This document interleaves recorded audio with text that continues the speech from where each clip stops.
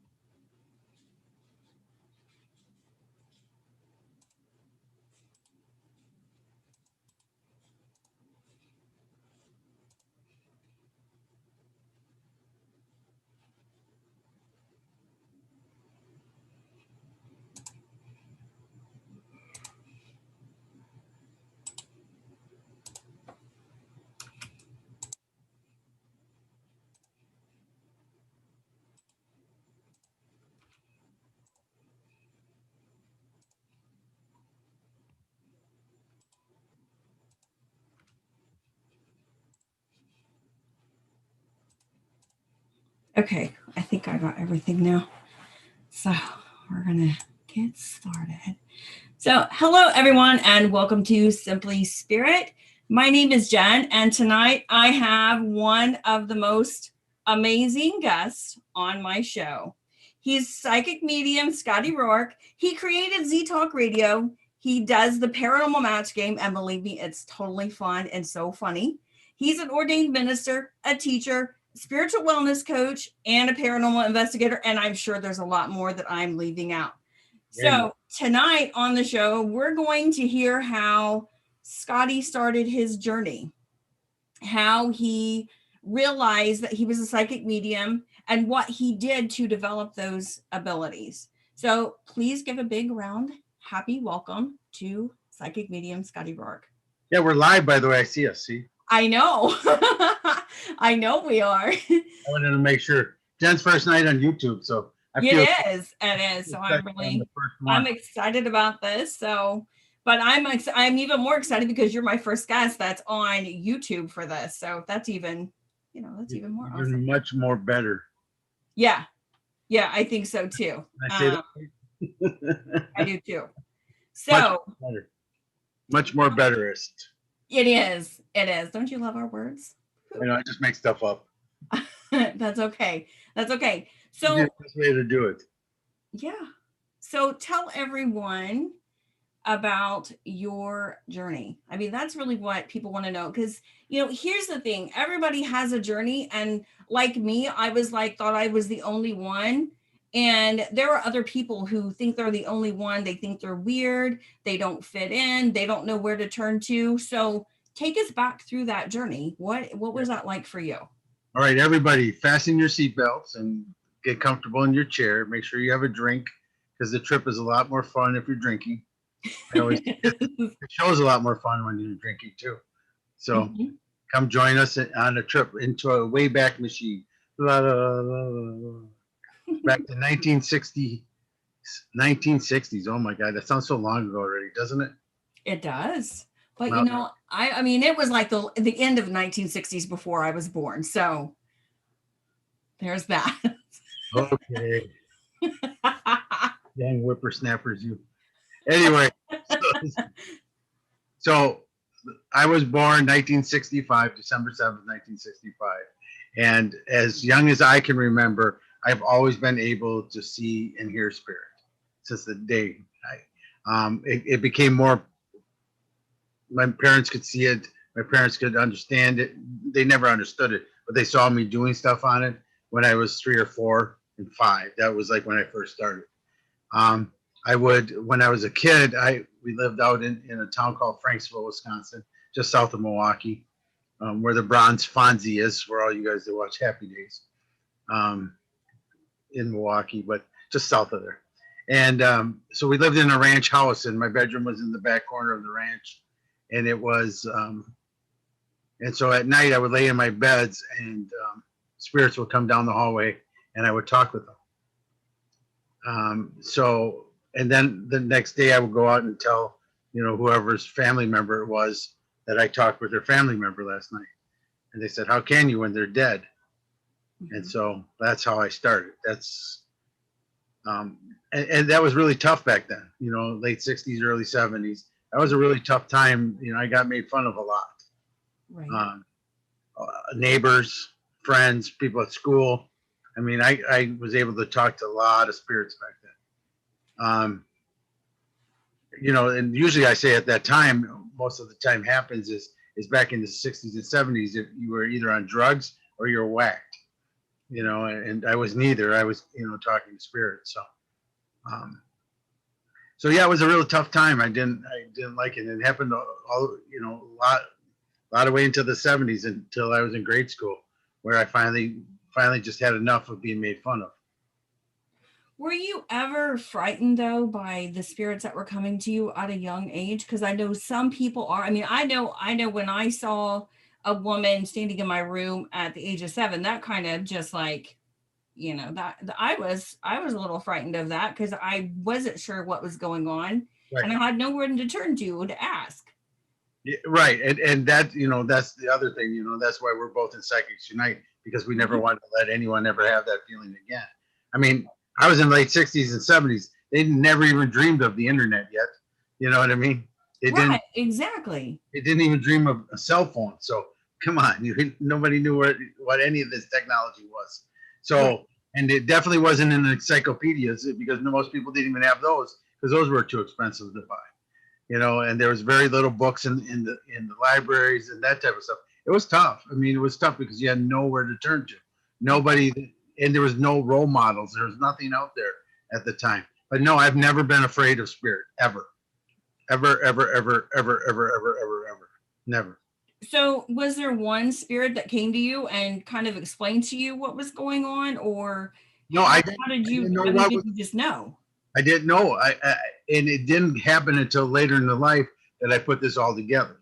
Okay. Because I didn't know what I was doing. I didn't know I was a medium back then. I didn't know anything. I just knew I saw these people come in my room at night, and I would talk to them. I did find out one night I shut my door, and then they didn't come in my room that night. And so even in my teachings now, that's why I always tell people about the door.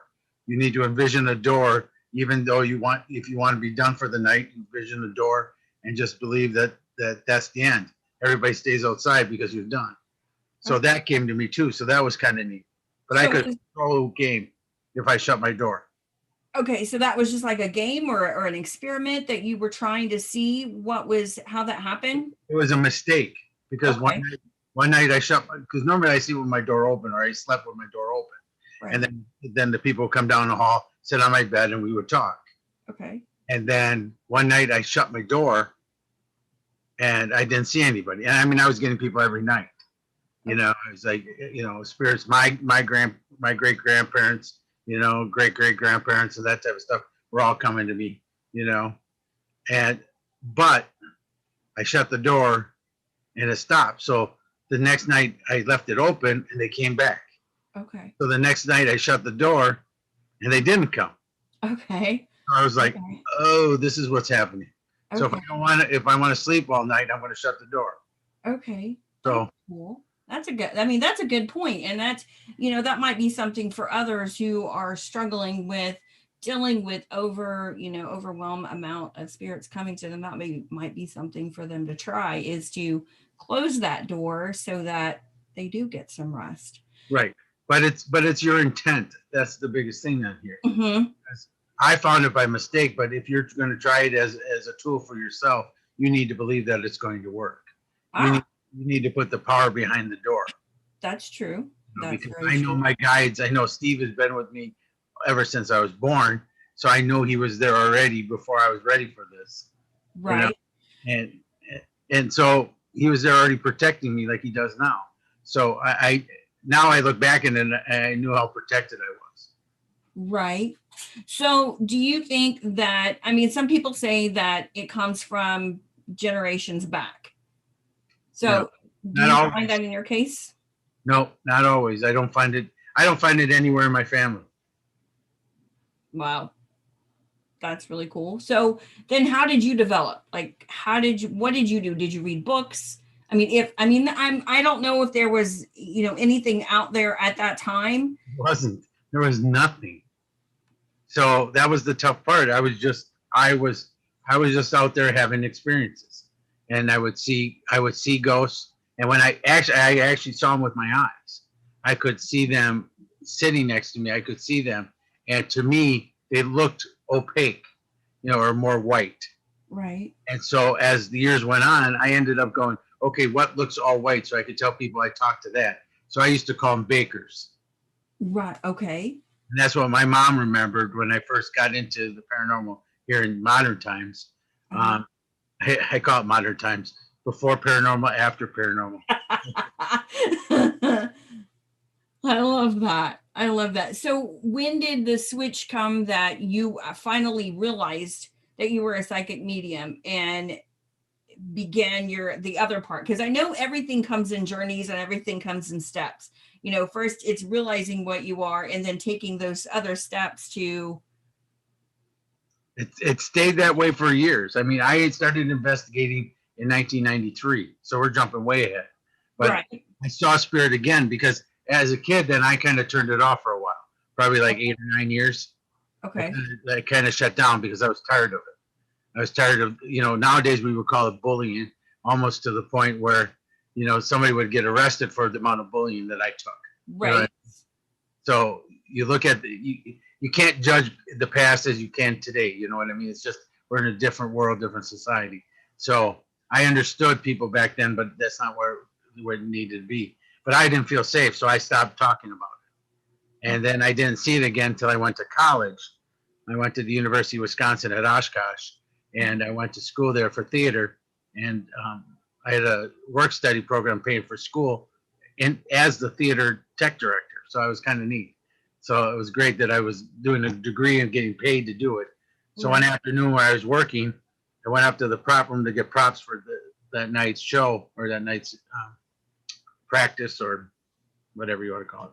And come on, man. So if you hear me say that a lot, I'm using Biden's terms because sometimes I forget stuff lately. And if I do and I don't know where I'm going, I'll just go, come on, man. And I'll go on to something else. So, because you have so much greatness in your head. Yeah. There's so much knowledge and so much wisdom. I mean, how can you store it all, right? Come on, man. You need a great big head about like this, even bigger than the screen. Anyway, rehearsal, that's the term. Got it. Anyway, so I went upstairs, middle of the day. There's all the classes are filled upstairs, we're all doing it. I opened the prop room door.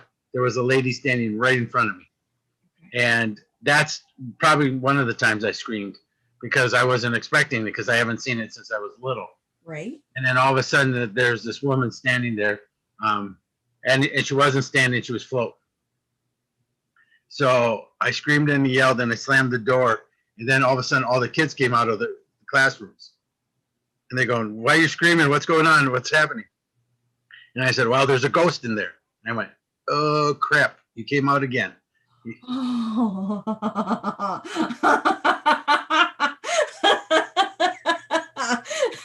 But were they more accepting at this time or not? This was the cool time because we're 1984. Okay. So it's progressed. Right. And I'm going to tell you, my dance card was full every weekend from then on. I had so many dates because all the girls wanted to talk to the guy who saw ghosts. Exactly. But then here's the other tie-in, and this is something that everybody always wants to know. Why do I wear Ghostbuster stuff?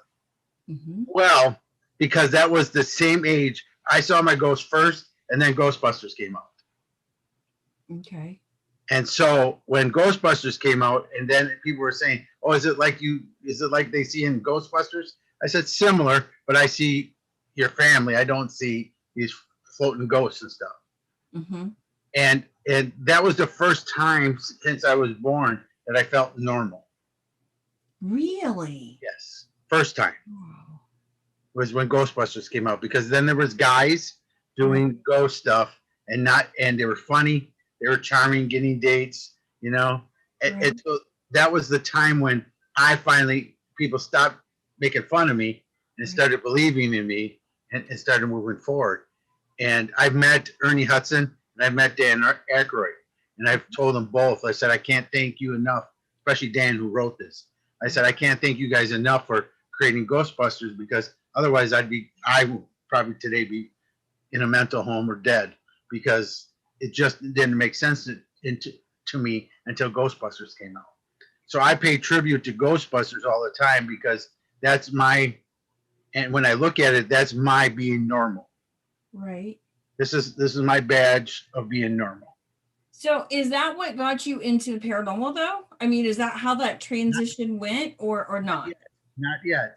Okay. So, but the cool thing was I was open to it. I mean, I had my keys taken. They still haven't found, what's it, 40 years or 35 years. They still haven't found my keys that I lost because a ghost took it. I found a violin up in the fly loft, you know, in the theater, and nobody's ever claimed what violin it was. Wow. We did find out that where the theater was built was a house that was the music house, and they did lose a violin back when it was a music house. But they constructed this whole new theater complex on top of it. How did that happen? Ghosts. Wow. Well, jumping even ahead so this story continues. So Terry and I get married, or we're having a thing, and one of the ladies that's standing up in our wedding, her father used to work at the music house on the theater property. Yeah, we both never talked about it. And he would tell me exactly the same stuff that I had happened in the theater, he had happened in the music house. That is so cool though. Yeah, so we knew. So then we could decipher and decide who was in that house. Was that lady? She died in an accident, not in the house, but she loved that house, and she knew when she left, she was going to donate it to the university. And so she did. And so the university put their theater and television and radio complex on top. That's awesome. Yeah. So that's now we got married in 90, so still not there.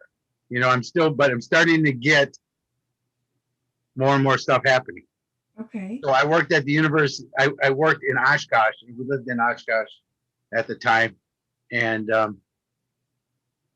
so in 1993, I was working at the theater, Grand Opera House in Oshkosh, and I'm sitting there, and we're doing shows. I'm the tech director, lighting director. I'm building sets. I'm acting, doing all kinds of stuff like that, and all the time ghosts are happening in the theater with me all the time. It's just constant. And then, then I'm working overnight, and they're all there working with me. You know, it's just like they're happy to see me, and we could do the stuff. So 93 comes up, and one of my dear friends, Dr. Tim Hart from Springfield, Illinois, he rented the theater with his friends, and they came up to do a ghost hunt. And the director of the theater says, "Scotty, I know you're into this. Would you want to stay the night with them? Well, of course we'll pay you, but you'll be in charge of the theater at night for this ghost hunting group." I said, "Yes." So that was my first investigation. I met Tim, and we're still friends after all these years. And you're talking about Tim Miley? No, Tim Hart. Oh, okay, Tim Hart. Okay, I'm getting all excited here. Tim's a lot younger than Tim Hart. He's very similar to me. Yeah. But I'll talk about the synchronicities in a little bit on that. Okay. But when you look at, so we did it that night. We did an investigation. We had a lot of things happen. We had bangs and noises. And remember, back then we had no equipment. We had a reel-to-reel tape recorder. They had this camcorder that sat on your shoulder, a VHS one, those big ones. And then they had we put string all over the place, all over the walkways, so you could see if somebody walked through it, the strings would be moving. Oh, that's a cool idea. We put baby powder on the floor so you can see footprints. Right. Remember, baby powder sucks because you got to clean it all up. Yes, it sure does. And it's really hard to clean up. And we saw some weird footprints in there. So, actually with the toes and stuff. No, they were barefoot? Yeah. Oh my God, that's so cool. Barefoot, you know what I mean? So it's kind of cool. But that was my first investigation, 1993. And I'm still not in it yet. Okay. So, but once again, more things are continuing to happen. More things are continuing to happen. So we move up. Okay, when was it? So then we get into the 2000s, and Terry and I started moving all over the country because I was a manager for Best Buy, Ashley Furniture, all kinds of different, retail things, trying to make a career move up in there. So I didn't have a lot of time to do the ghost stuffs in there until the 2000s. In the 2000s, finally was that what 40 years later. I Patrick Burns had his show on. He was like one of the first guys out there. Yeah. Yeah. So Patrick Burns had his show, Haunting Evan. No, was it Haunting Evans? Something like that. Anyway, he used to do cases, and they had John. What's John's last name? Come on, man. Office? John's What? office? No, it was he was a medium. Oh, okay. God, good friends with him. Now he's going to be mad, so don't watch the show. Come on, man. Blame it on the migraine. You're right. That's what I'm going to call. But anyway, that was a really good show, and that was on True TV, and that was one of the first shows out there. Uh-huh. And then after that show came the one from England, Most Haunted. Mhm. So, well, of course, I always watched. What was that? Unsolved Mysteries, and then I also saw those type of shows when they first came out. Right. Didn't Spock have one too? I think maybe that was the one. And Leonard Nimoy. Mm-hmm. Anyway, so I started watching those shows in the 2000s and watching it. And every show I did when they had people on there, like, yeah, I think it's John Oliver, but that sounds like a TV show guy. Yeah, I don't know. I have to look it up. But sorry, forgive me for missing your last name. Anywho, so I started watching those shows, and Terry and I would watch the shows, and we would sit there, and I go, yeah, I know that. I do that. I know those. I felt that. So I started putting it together. Ah. So I joined a paranormal team here in Madison, and we started a radio show on Parax.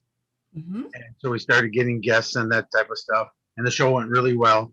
I started getting known for my radio personality, because we used to do, not only did we do the ghost stuff, but we would do comedy. We wrote a paranormal soap opera that we would have every week. I bet that was hilarious. Great, it was a lot of fun. We would help write the paranormal jokes every night, and at the end of the show, we would do paranormal jokes. Mm-hmm.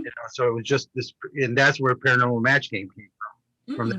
From that original show. I was wondering where that came from, because that show, oh my gosh, y'all, if you haven't seen the Paranormal Match Game, you've got to go to an event where Scotty is at, and he's doing that, because it is so absolutely funny. You laugh from the moment that it starts until it ends, and then later in the day, you're still laughing.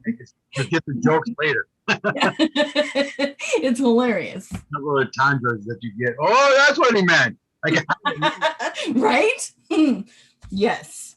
But that's where it started. It all started on radio. Mm-hmm. And then in time, we ended up buying my own radio station. We moved to Dark Plains Radio, and that's where. Now on my show back then, Paul Bradford, Paul, right? Correct. Paul was one of my segments on my show. He was Paul Bradford, the tech guy, and that's how I met Paul. And so Paul will say in any of the things, if you ever ask Paul, who's the one you knew first in the paranormal, he would say me, because we knew each other first. Mm-hmm. And so Paul and I have been best friends ever since, and it's amazing. Mm-hmm. So, but that's where we met Paul. So originally on there. So I got some of his original creepy hollow ghost gear, that he started way before anything else that he created. So Paul was in there, and then, I was one of the first people that Paul called when he got cast on Ghost Hunters. Aw, yeah. I love that. He had a radio show, but we were on Skype all the time, so I would talk to him on wherever they were located, and so it was kind of fun. That's so cool. That's awesome. I love that. So then Paul actually was the one that did a lot of our graphics for my original radio station, so it was kind of cool. Oh, cool. And then we moved on to Z Talk Radio, and then I did a show. I started doing a show called The Buzz. Uh-huh. I did a show with Zita Ost. She helped me create it, and we had a great show. It was just amazing. And Just we had the best guests, the best interview styles. I mean, that's kind of where I got my practice in. It started there. It was just continued since. Right. But Zeta knew Derek Acora from Most Haunted, and we had him on our radio show, and I kind of did a fib to him. I later told him so, but I said to him, I said, you know, everybody that comes on my show that's a medium has to give the host a reading. He goes, sure. So he just went at it, and he told me everything that I did today. He told me on that show. He told me I was a medium. He told me that my spirit guy, Steve, and I were going to be stronger than him. We just went down the whole gamut. He said I'd be on TV, radios, galleries, doing this, doing this, doing this. You know, everything that I've done up until now. Mm-hmm. He said it that day. Mm-hmm. And so that was the first time that I started knowing really what I was. I didn't know what a medium was. I thought those guys were the guys from Wizard of Oz that drove in those cabins and had those turbines and crystal balls and. Oh, I just love you even more. I mean, I was the same as like, I had no idea. I'm clueless about all this stuff. Oh my gosh. I didn't know until I started seeing them on TV. Okay, so let's talk about synchronicities now. Okay. So Patrick Burns had his TV show. Correct. So I was doing radio with Para X, and we went to a convention. My first convention I ever got asked to. I got asked to because of my radio show to the convention. So I said, okay, I'm going. And it was right outside of Detroit somewhere, but it was in Michigan. So we went over there for the event. Terry was there and the boys, we all just went. We had a good time. We brought our kayaks because we were going to make a weekend out of it or vacation out of it. Right. And so at the show, I said, after Patrick gave this speech, you know, his lecture on, you know, because he was the headline. Mm-hmm. And because he's the only one on TV in there, because there was really nobody else on TV back then, you know, other than him, you know, so it was a pretty big deal. So I walked up to him during the night and I said, hey, Patrick, I have this radio show and I would love to have you on as a guest. And he said, sure, that would be great. I'd be more than happy to. So, freaking hey, that's cool. I was so excited from that. Mm-hmm. And so after the convention, we all went and we had drinks and we were sitting at the bar and nobody's talking to Patrick. So I decided to go over and continue to meet him and get to know him. Mm-hmm. Oh, I've got to tell you what he said in his speech. He says in his speech, he goes, I knew somebody that when I was younger that told me that ghosts aren't scary. And now I'm in the field because of that, because I always knew that he told me that ghosts aren't scary. Okay. So then we go to the bar and we're talking and I said to him, so where are you from? He goes, I'm from Illinois. You know, he's like, I forget the town, but it's right outside of Gurney, Grace Lake area, somewhere in that area. Mm-hmm. And I said, oh, cool. I said, I'm from Racine. I used to work in Gurney. He said, well, so did I. And I said, what years did you work? I said, I worked from 84 to 87, paying for my school. I worked at Six Flags. He goes, so did I. Because he worked 87 after he got out of high school. And then we looked at each other and we said, he goes, what ride did you work? I said, the Eagle. He said, so did I. And then we looked at each other and he goes, Scotty. I go, Patrick. And we knew each other because I was the one that told him that ghosts weren't scary in 84 because I saw him at college. And we would talk about it when we worked at the ride together.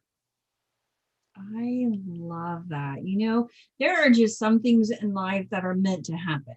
Right. You know, and I think that this is one of those times that not only were you helping him, but he was going to play a big part in your life too, right, from that point forward. And I think that's huge. That is huge. And his wife now, Marley, I met her too, just from the radio show.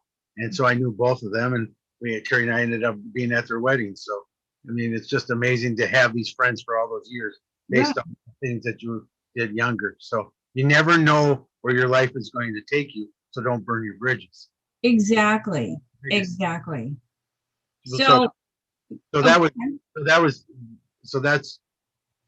Derek was telling me, so that's how I knew that. And then in my radio show, we brought on Dr. Tim Hart, and he has this new thing called the Mesa Project. which is an electronic.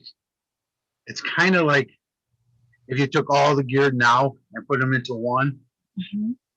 That's what it is, and he's still working on that, still trying to create it, because it measures temperature, it measures everything in the room, so you can see when if an anomaly happens, you can see if anything spiritually was happening at the same time, or anyone's picking up anything in the room. Okay. So he came on my radio show, and then we started talking about. He goes, "When was your first experience to me?" I said, "Well, my first investigation was '93 at the Grand Opera House." He goes, "Oh, no way." He goes, "No way." I said, "What? No way." He says, "Weren't you the director of the theater at the time that we stayed overnight with?" I go, "Yeah, I was." He goes, "Oh my God, Scotty." I go, "Tim." I was there too. Oh my gosh, that's so cool. I love it. The radio played that part of it. And so that's when it all started. And after Derek told me I was a medium and I could do readings and stuff, I didn't take lessons from anyone. I just listened to Spirit. Mm-hmm. Steve helped me.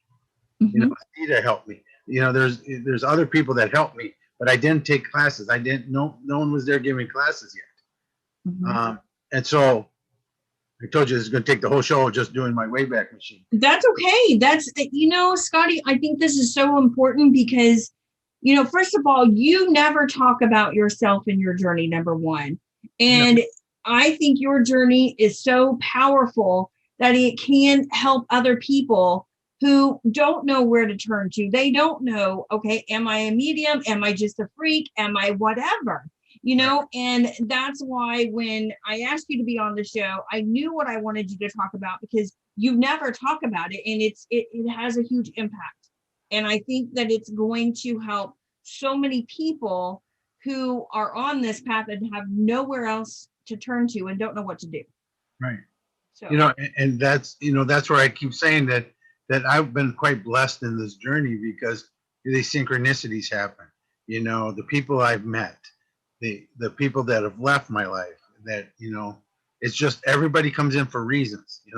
They're all here to teach me how to be a better person. I'm a way different person than I am now, even than when I first started. It's because I've been more humble. I mean, I had a lot of ego in the old days. I understand it. I wasn't great, and that's okay because I learned how to get around it. I learned how to become better. I truly went within and found my spiritual side. But those people, yes, they helped you, but you've also helped them. Right. And that's kind of how I look at that. Thank you. But yeah, no, it's been fun. And then so I started doing, like I said, I started getting booked for events because of the radio. Mm-hmm. And then at the shows, I did the radio, but then I started doing readings. Mm-hmm. And then the readings started taking off, and the radio, I stopped doing shows with the radio. I even put the banners up, but I didn't go live from the show anymore because it was a pain in the butt. And this is even before the internet was what it is today. We barely had any. Wi-Fi was very small. I mean, it was tough. It was tough to do it. But I would bring these whole computer systems, and not laptops, computer systems, these big towers and computers and all this stuff just to get on the radio, Wow.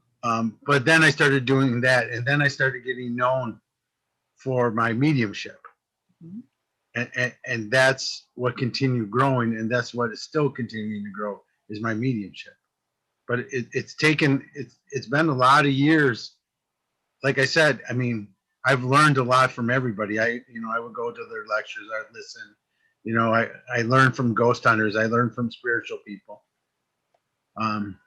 I learned from Spirit. I mean, if Steve, my spirit guide, wasn't with me, I don't know what I'd be doing. Right. That man has loved me, taught me, kicked me in the ass so many times. Right. I mean, I do tell the story about that. That's funny because the first time I met Steve, and early on it was tough. Like I said, I'm finally just starting to do readings, and that's the tough part for anyone who's starting is we all lack the self-confidence. We all lack the ability to know if we're making shit up or is it really spirit. We just don't know the difference because we don't have that baseline to know. We think, oh, we're mental, or, you know, and as time went on, I kept meeting people that kept at me. So even now when it's starting to come out, and even today, people still come at me. You know, people all over the place are saying what we say is not right. And if you listen to Scotty, he's wrong. You know what I mean? You got to do it our way. You got to do it this way. So all that comes out even today, last week, a couple of weeks ago. You know what I mean? It happens all the time. And I've changed. That's what I said in my life, because now I don't give a rat's ass. When I was a kid, it made me cry every night. But that's why I think spirit came to me more, was to comfort me during those times. Now that I look at with my today's eyes back on the past, I see those type of things. Right. But you know, as kids, we don't have that knowledge or wisdom that we do as adults. And you know, we're very influenced by our peers and our parents and everything else, and we want to be accepted and loved. And you know, that's part of growing up and being a kid. Every kid wants that. You know, and it takes all those things, all those lessons that we learn as a kid to understand that when we, you know, do become adults. But I think that prepares us for what's ahead too. So you look at my way ahead machine. So I start going to my class reunions, 30 year, 20 year, 30 year, 35 year, you know, just too old. Anyway, so I go there now, and instead of being the one they pick on, I'm the one everybody talks to, because everybody comes up to me now and wants to tell me ghost stories, tell me about their experiences and what they've seen. And I remember the one kid that just was the worst, and I will always remember him as the worst. And I even told him he was the worst. And I said to him, he comes up to me the first night and he says, "Oh, Scotty, I got this ghost story I want." I said, "You see ghosts? You're fucking weird." And he just looks at me and he goes, "What?" I go, "Yeah, that's weird, dude. Nobody sees that. You're totally off your rockers." And he goes, "Are you just getting back at me?" I go, "Yes."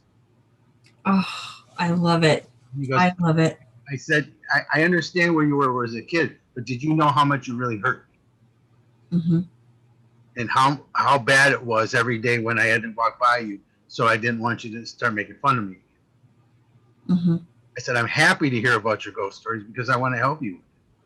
But you know, I think that was important that you let him know right then and there what he did, because I think that's something that will stick with him, and that's something that he will in turn teach others who he sees are doing the same thing, not to you.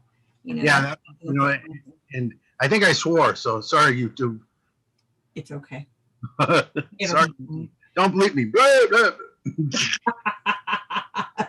It'll be totally fine. but it's a lot of passion because there was a lot of hurt, and I know what people feel, and I don't want anyone else to feel that again. Right. But I mean, but when you look at that though, I mean, it was kind of weird. All my neighbors would go, "Yeah, I remember when you used to tell me about this and that and this and that." You know, we didn't know what to think. I said, "Well, now you do." So. Right. Yeah, I don't think they were ready for those kind of things. Nobody was. It was the 60s, 70s. Nobody was. Yeah, I think, you know, back in that time, I mean, there's so many things that people weren't ready to talk about. Right. Regardless of what it is. And now yeah, exactly. I mean, little by little things are changing, but not by huge amounts, you know? Yeah. We're not willing to talk about race. We're not willing to talk about gender and what you feel you are and who you think you are and how you should be allowed to be whatever you feel you should be, you know, and how every race needs to be heard and be strong before anything can be resolved. And no other race other than white is strong right now. And, you know, it's just the way it is. And we're not willing to talk about that. Yeah. You know, we're not willing to help. We're not willing to love each other. And that's, I know I jumped way ahead again. Now I jumped at the end. That's totally fine. It's totally fine. It is totally fine. We just kind of roll with the flow here. Okay. You know, my soapbox, I don't know where the hell to go. No, but it's true though. It's so very true. You know, people aren't open. And I think a lot of that comes down to fear. You know, what's going to happen if we accept this as being something that is true? I Right. mean, where do we go with that? Because I think way back they were programmed, you know, it goes back generation after generation where they're programmed to think one certain way and you can't deter from that. Yeah. And I think at some point in time, somebody somewhere has to break the mold. Right. You know, somebody has to break that and step forward and say, enough's enough, and this is it. Right. 50s was a very bad time for us. Mm-hmm. Everybody thought it was good. It was a very, very rigid time. Mm-hmm. And Absolutely. so glad I wasn't born then. So Yeah. Yeah. Me too. close, but no. Yeah.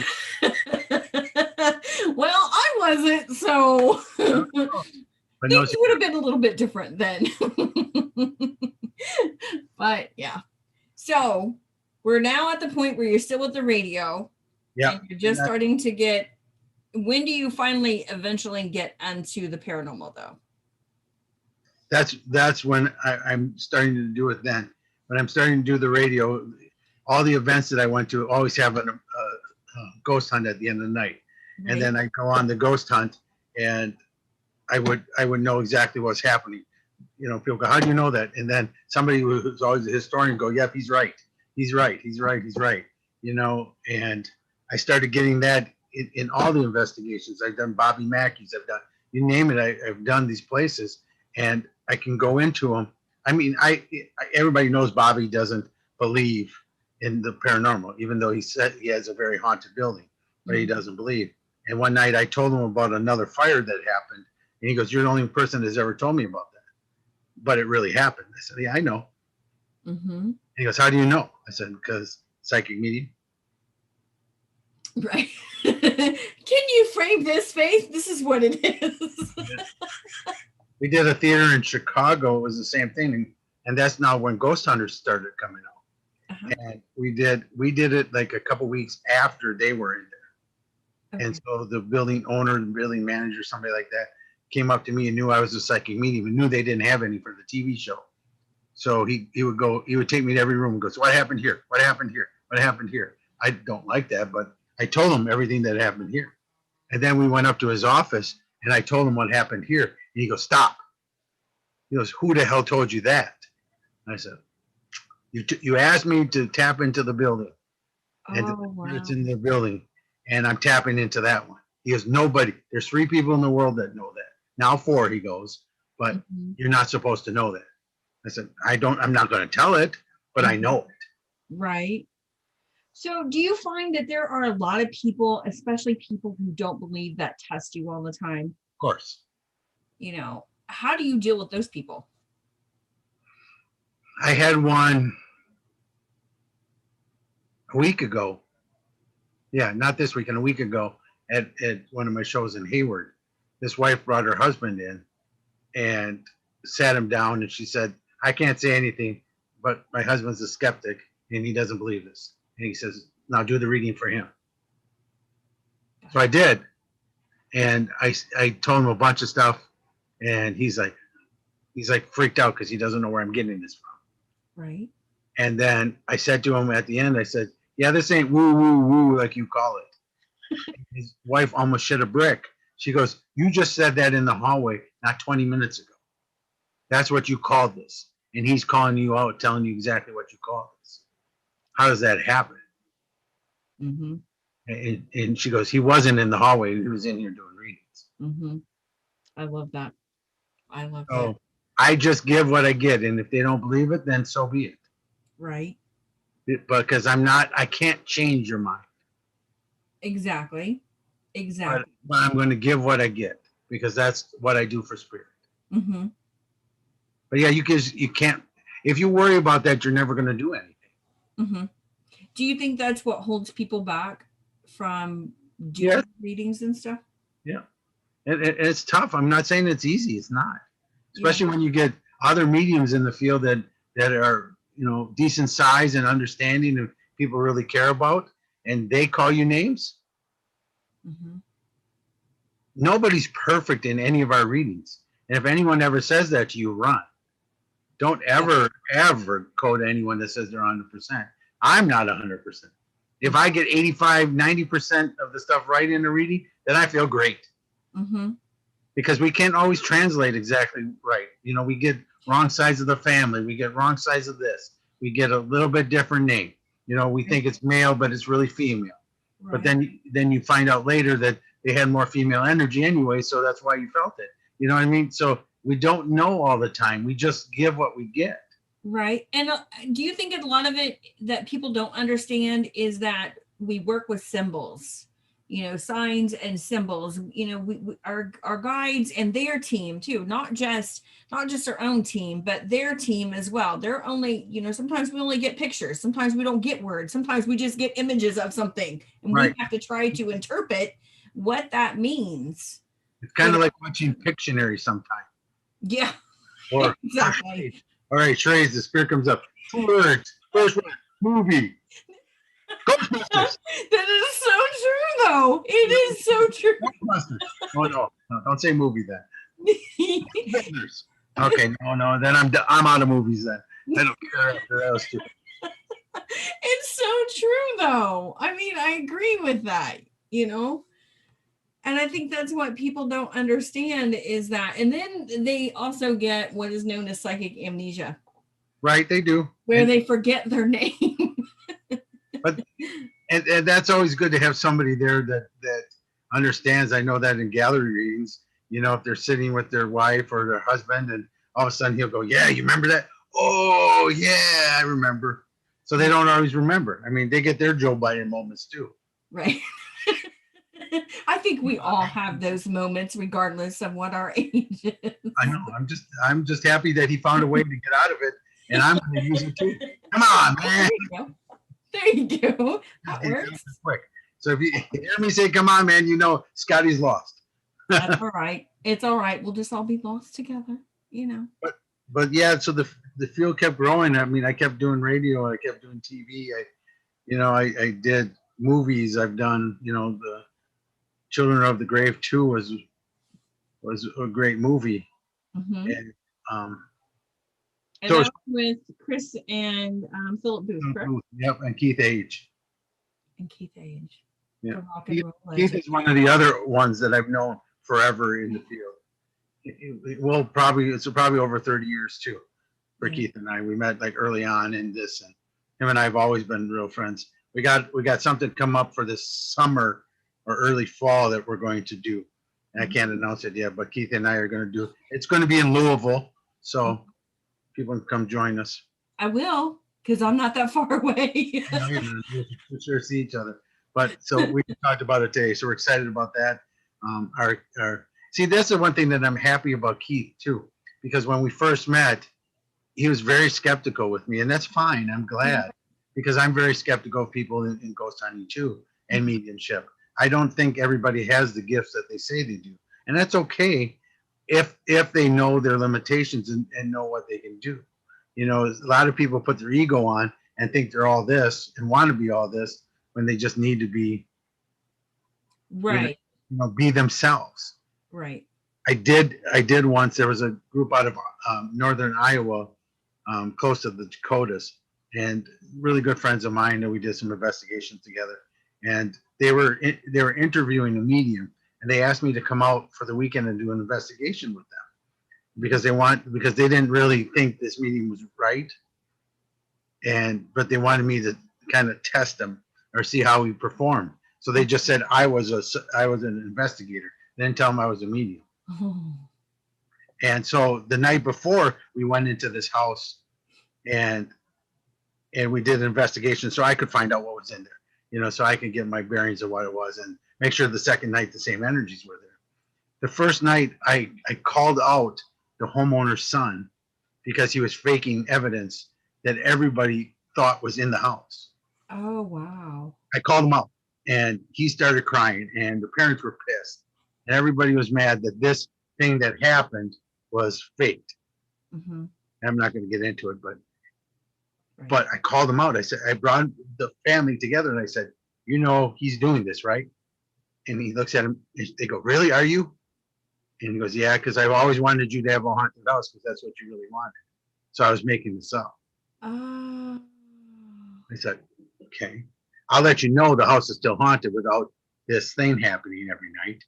I said, "But that's why your son's here all the time because he's making it happen." Oh.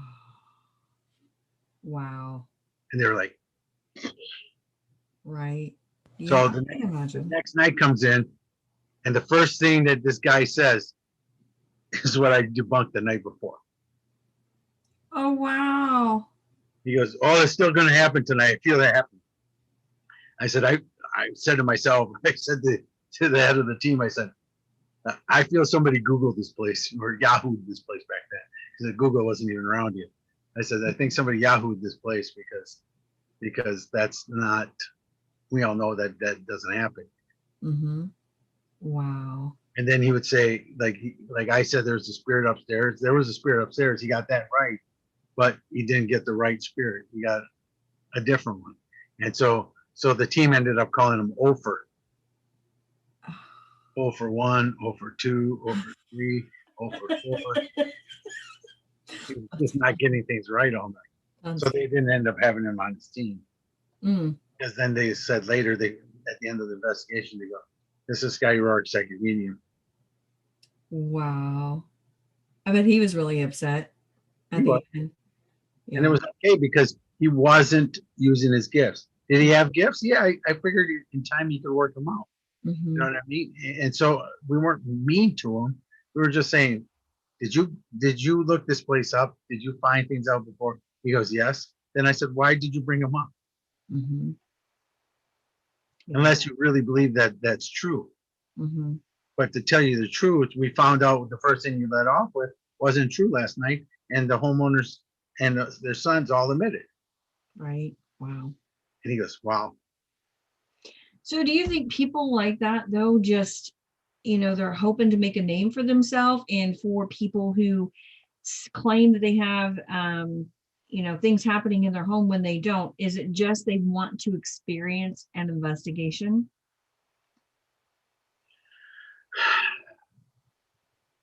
In the old days, yes. Nowadays, they want to be famous. Mm. I mean, I've had restaurants that want me to come in. They're going to pay for everything, all my room, board, and stuff. But at the end, I got to tell the world that this restaurant's haunted. Mm. I said, I'm not even going to come if I have to guarantee anything. Right.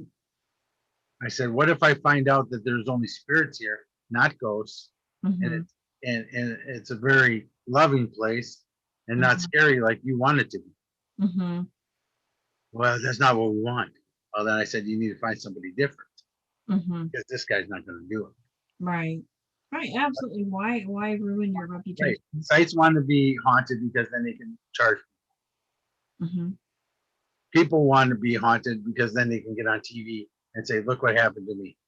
Mm-hmm. So I know I've talked with some, and I won't even use their names in this interview, but I've talked with some pretty famous Johns in my life, and we both said that in the end, the people that are here for the right reasons will still be here, Mm-hmm. and Absolutely. we'll be doing the work because we're the ones here helping the people. I'll call him out. That's John Zaffis. He's probably the most greatest ghost hunter I ever met.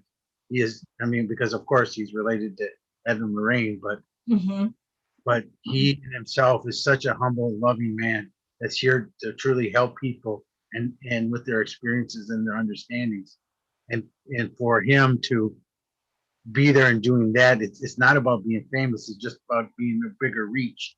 Mm-hmm. And that's what he's gotten. He's being able to help way more people now because of what he does. Yeah, I agree with that. And to me, that is so loving and so caring. I think that's the best. Mm-hmm. I absolutely agree with that. I 100% do. But that's the difference. People want it for egos. People want to get on TV. Mm-hmm. I get on TV, great. If I don't get on TV, great. But I want a bigger name for Psychics tonight.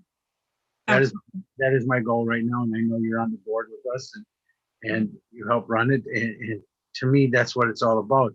Because can you imagine if there was a Psychics Unite in 1967, 8, Oh when my gosh. I was seeing ghosts, and I could go there, and my parents could know what I was doing and understand me and be able Hmm. to support it. My dad, who's passed, he died in 2001.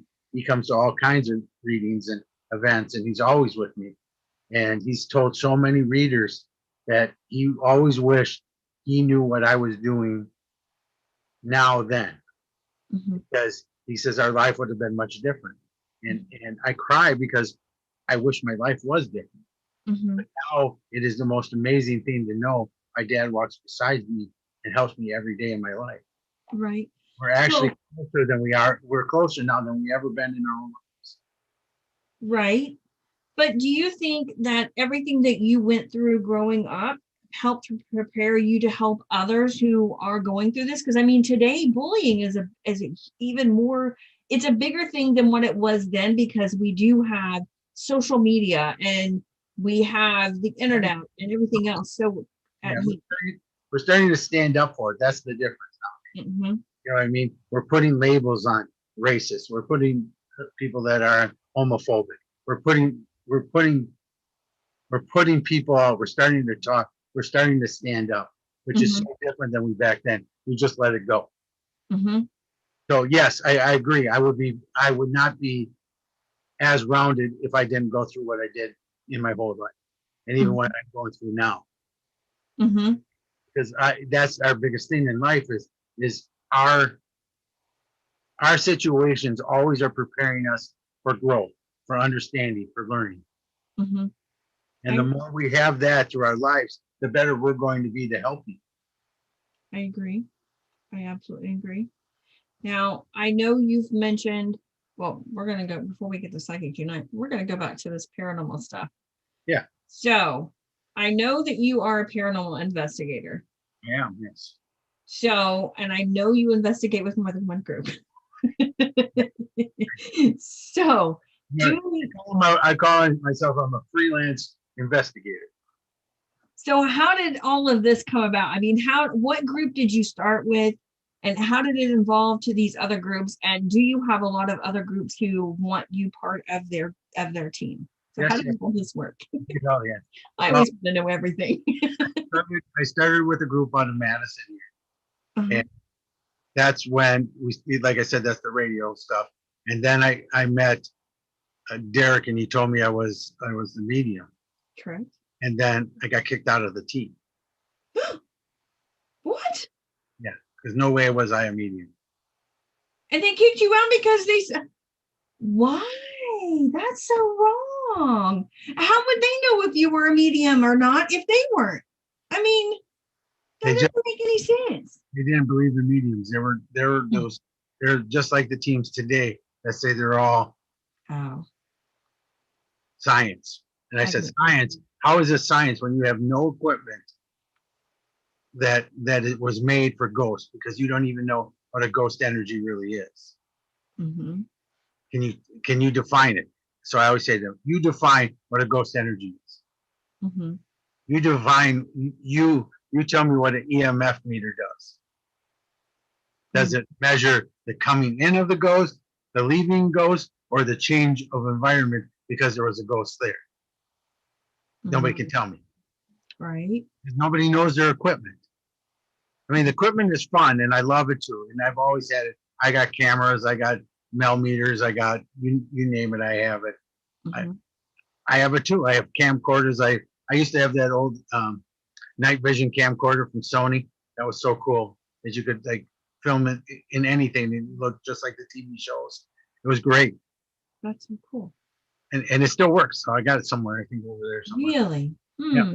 But and it did what that mini VHS or something like that. Some kind of, Mm-hmm. The mini DVDs. yeah, no, it was a little cartridge like that big. Are you talking about the C ones? Because Yeah, yeah. Okay. yeah. Okay. And so I bought all the equipment too because at first I was an investigator, but then as time was when I was going and when we were doing events and we actually did a lot of people's homes around here and we did cemeteries and we did this and when I was there I would feel so much more. It just started coming, back from when I was a kid. Mm-hmm. and that team didn't want me, so I joined another team. Do you know Joe Kudo? The name is familiar. I don't think I've ever met him though. Okay, you'll have to meet him. He's an amazing man. So I left that group there and I went to join Joe's group. He was out of Kenosha, but now he's out of Madison, so he's here in Wisconsin yet. He's got the Skeptical Edge radio show. He used to be on my station, and now he's doing video with that. And now he does with Jay and Teresa Lynch Okay. and Okay. Jason Arthur. So they're all together now. So all my friends, so it's that group. But I joined his team, Mm-hmm. but there I was accepted. He knew I was a medium, and he was happy to have him, even though he was skeptical. Mhm. But in time, I've helped Joe understand he's not skeptical. He's Mhm. gifted.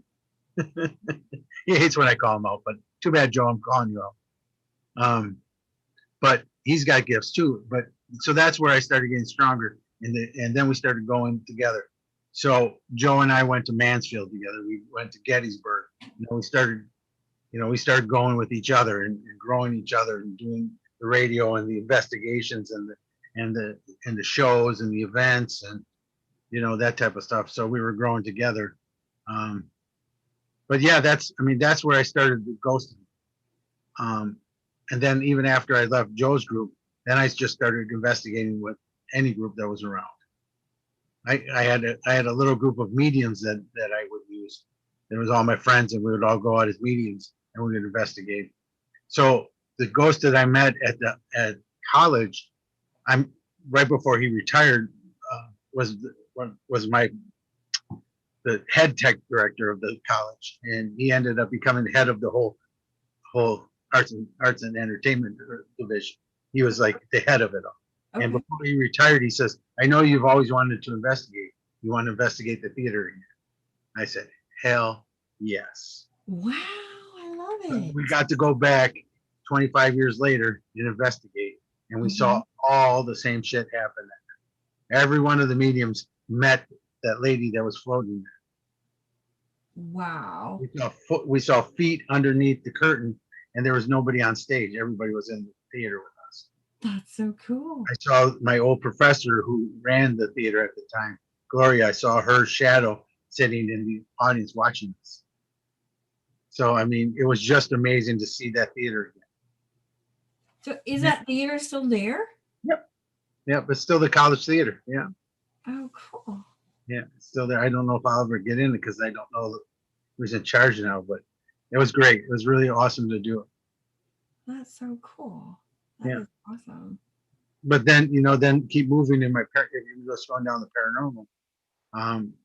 Then I met Tim Miley, and Tim we met because of radio, and he wanted to be on the radio station. So I invited him and Amy, his ex-wife, onto the radio show, and they did their show, Fox City's Paranormal Team show on then it was now Z Talk. And so Tim and I got it, and that's where Tim and I had our first investigation now. And now I investigate with Tim all the time. Cool. Now, was he still doing potographs at that time? He wasn't at all doing that because Murray was alive. Ah, okay, I got you. Yeah, he didn't even start that. We just did investigations, as a team. Okay. And then when Murray started getting sicker and older, that's when he created photographs. Ah, I gotcha. I think that name, if I'm correct in my history, I think that name was created by Scott Tepperman. Oh. Yeah. That's so cool. I did not know that. And I've known Scott for a while, but I did not know that at all. That is so cool. Him and Scott. Is that how you met him though? Is that how you met Scott Tepperman? No, actually okay. So then I went to a paranormal convention in Pensacola, Florida. Okay. And one where I was the first time I was actually on the picture. Okay. I was a poster kid. Woohoo! Anyway, so we were there. So it was Joe Kudo and myself, and we had Z Talk, and I was doing readings and stuff. And that's when I met the psychic lawyer, Mark, who was just on my show. Anthony? Yeah. So him and I were there, and but that's where I met Tepperman for the first time. So we went out with all of us that were there because we all had to do, the people that were the poster kids all had to do these events across town. And that's where I met Rich Valdez. Okay. That's where I met Bob Sankner. I mean, this is where I met a lot of people that Bob ended up being a radio show host with me on the Buzz later in life too. Okay. And so Rich and I were stranded at a goth club for an hour and a half because they forgot to come and pick us up. Oh no! I bet that was an interesting experience. Fun. We had a good time with them, but I was like a preppy with a camera. In their high heel boots, and you guys were in their high heel boots. It was a fun club. I enjoyed it, but I looked out of place. But Rich and I got to know each other real well. But so that night, then we all decided to go out to eat. So we went out to the steak club, and we all had this big steak. We enjoyed ourselves. Tepperman was by us. You know, we were all kind of getting to know each other. Mm-hmm. And at the end of dinner, Joe and I were sitting there, and Tepperman starts going for his wallet, and he doesn't have a wallet. And he goes, "Oh my God, where's my wallet?" So shit, I left it in the room. I said, okay, I understand this. Celebrities who don't bring their wallets and expect their fans to pay for them. I said, "I'll pay for your dinner." Oh my gosh. He goes, "I'll pay you back." I said, "Yeah, you're never going to pay me back. But okay, I'll buy you dinner anyway." So I bought Scott dinner that night. And then about an hour and a half after we get in our room, there comes a knock on our room. I said, "Hello." He goes, "It's Tepperman." I said, "Okay." He goes, "Here's your money." I said, "Oh my God." So I've teased him. And so we've been dear friends ever since. Oh my God. He's so funny. I love talking to him. When I first met him, he always had a hard time remembering my name. So every time it now, I mean, he knows my name, but now it's become like a little running joke. So he comes up with a different name for me every time he sees me. So I come up with a different name for him. And we were at Steve's mom's funeral. We were at the viewing. Yep. And so we were in the back of the funeral home, and Steve's brother was with us, and we were all, and his cousins, and we were all talking about this. So we started giving each other different names, and they're like, "Jen, that sounds like a stripper name for you." I'm like, "OMG, that's enough." So warn everybody, don't go to dinner with Tepperman. Yeah. We've actually gone to dinner with him before. He's funny. He's an amazing soul, and so is his wife. Yes, absolutely. No, I haven't got to meet her yet. Oh, I've only talked to her on Facebook, but I hope one of these days, Scott, you actually bring her to one of the events. They're filming today, so hopefully that the new show, Cruel Summer, is going to be. Yeah, I know. Very excited to hear about that. So, but yeah, Scott and Jim are amazing friends. Yeah, absolutely. So, how did you meet Jim then? I met Jim at shows. Okay. You know, he had booths, and I would talk to him, and we would always get along, and we always had a great time. Okay. So, but that was the coolest thing is how many people I started meeting in the field. That was because I did all these conventions, and I was starting to know everybody. Like I know everybody from Rob Demarest, the whole cast of Ghost Hunters International. Know everybody. Right. But I never met Jason and Granty.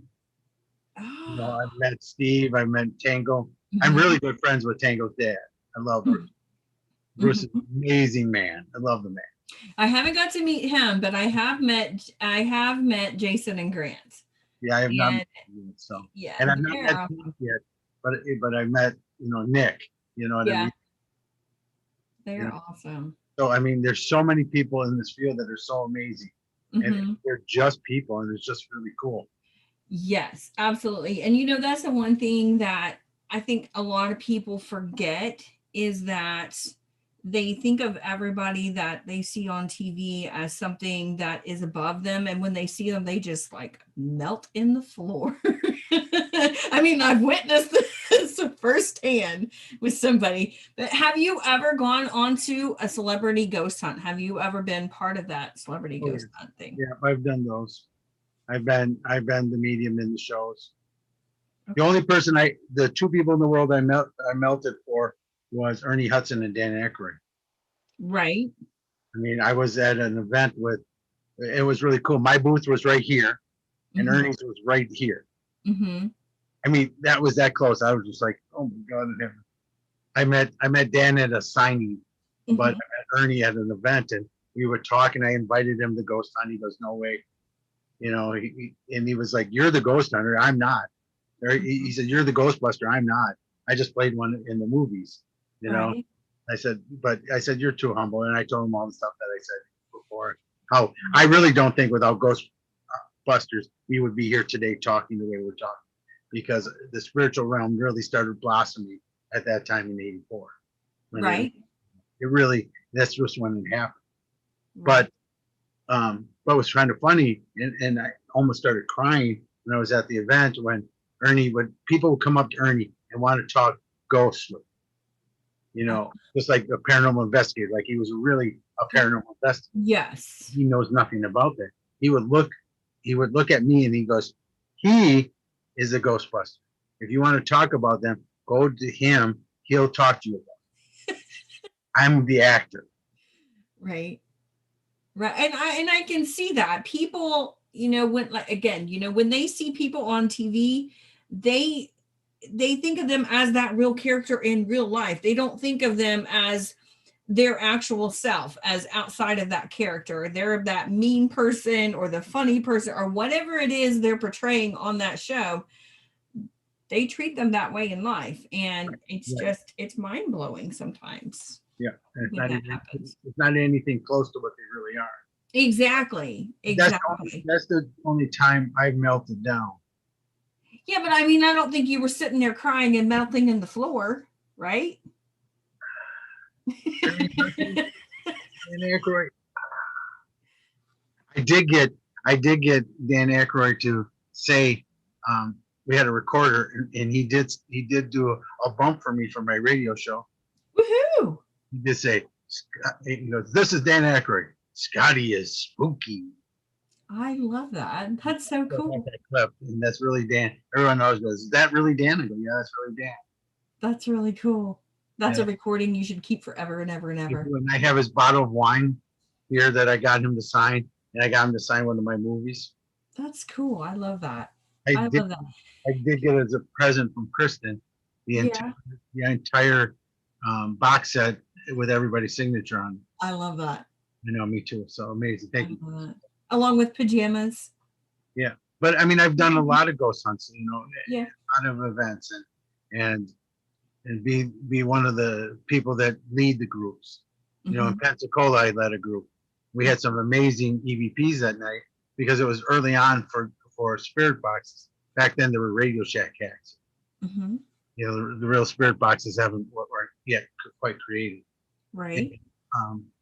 And so on one of them, you know, it was going, and I asked the spirit, I said, what's your name? And then he gave us a name. And then about 5 minutes, 6 minutes later, I go, oh yeah, I forgot your name. What was it again? And it gave us the same name. Oh, that's cool. So like I said, I want not to, when I go into investigate, I don't go into debunk and I don't go into proof. I go in to find out what's going on. Right. I agree with that, you know, and I use my gifts for it. I mean, I set up the cameras. I'm the one that I want to go in with the group and set up the cameras because I know where I feel energy this week. So up in rooms that I don't feel anything, we're not going to catch anything. Right. Exactly. You got to go where the energies are. Yes. Now, what do you think about people who go and tell somebody that their microwave is causing all of the activity? This is legit. I mean, I've really heard this from somebody. This is legit. Or Tim and I just had an investigation during COVID here that we went to, and another group before COVID told them that their basement had this portal in it where all this energy is coming from, and the homeowners thought it was bunk, but they had to do it because they had no other people. So that's why they called Tim and his group, and Tim brought me along. And I said, there's no portal here. There's nothing down here. This is a new basement. This is not an old basement or anything that caused it. Yes, you can have things from, who was on the land before, but this land didn't have much on it. And it still doesn't, because they put this house on a new foundation. And so I was like, no portal. And the homeowner goes, yeah, we believe you, but I mean, that's the one that Tim and I talked about on my show when I had him on there, that the spirits help us catch the kids vandalizing in the neighborhood that night. Yeah. So that's the coolest story ever. So we're sitting there and the spirits keep telling me, hey, look at that car. The ladies or the house, they said, look at that car. And I watched it. It came by like 4 or 5 times. It was like driving around slow. And then it looked into our house because it was dark. And then, so we ducked so they wouldn't see us. And then they went up the street. And that's when we called the police, because we saw a bunch of kids vandalizing cars and homes. Busted. Cops with ghosts. Hey, that's a good, another show. Mine. I was going to say. I said, that's right. He said it here. He claims rights to that. Claims rights to that show. Sorry. Absolutely. So I think that's really good, though. With all of that. So what are the other groups that you investigate with? Or who are the other groups? I investigate, of course, with shadow hunters. Probably dear friends there, so I really love them. Just met them last year, for a little over a year, maybe it's 2 now. But we did this event called Hunt This Town, and where the whole town was at multiple places, and I was one of the leads of one of the buildings for the investigations, and the guy sitting outside doing the door and counting people, letting people in, was Nick from Shadow Hunters. I love that. So that's how Nick and I met, with Andy, and so that's how we all met each other, and that's how I got in. And then they asked me to be a part of their team. I said, of course. But I only investigate with teams that I feel right. I don't. And I think that's how it should be. I mean, I don't want to investigate with a team that badgers. I love that. So that's how Nick and I met, with Andy. And hey, I hear myself. Yay! Yeah. Did you play the clip of myself there? No, I was trying to get that back up so that we could see it, because it had disappeared. Okay, at least it's there. At least I'm talking. I can hear myself. Yeah, absolutely. But then the other team that I work with a lot too is Bruce City Paranormal out of Milwaukee. Oh, cool. So Tim out of Oshkosh, Bruce City out of Milwaukee, and Antioch with Nick's team down there, with Shadow Hunters. Now, Nick, he was on Greg's show. Greg had Nick and Sharon on for it right before we did the last psychic experiment. And I had asked in the comments about how he got started. And Nick has a fascinating story of how he got started into the paranormal. And I don't know if you're aware of that story or not. Not really sure where I would want to relay it. Yeah. It's a fascinating thing. I love that's what got him into that. So that's pretty cool. I'm just glad because the teams match my energies. And that's what I love. The cool things with Bruce City, we were able to get into places no one's ever gotten into before. For Halloween, I did the Riverside Theater in Milwaukee. And then just probably a month and a half ago, I got to actually investigate Turner Hall, which is this building from 1882 in Milwaukee that the Turners from Germany started their organization here in Milwaukee. And we got to investigate their building, and nobody's ever been in there before. Really? Nobody ever. There's never been an investigation since 1882, 120 years, 130 years. Nobody. Wow, that's really cool. We were the first ones, and so I did that with Chuck and Charles and Beth Russ, who started that group. So that's really cool. But then I go out of towns, I've investigated a post town with people, and right. Tina Marie and I have investigated together. and we're growing. Mm-hmm. So there's been, so I'm good to investigate with people, but I got to know you first. Right, exactly. And I totally understand that. I got to do my research. Right. Absolutely. I totally get that. I totally get that. Now, how does do what? It's spirit telling me. Right.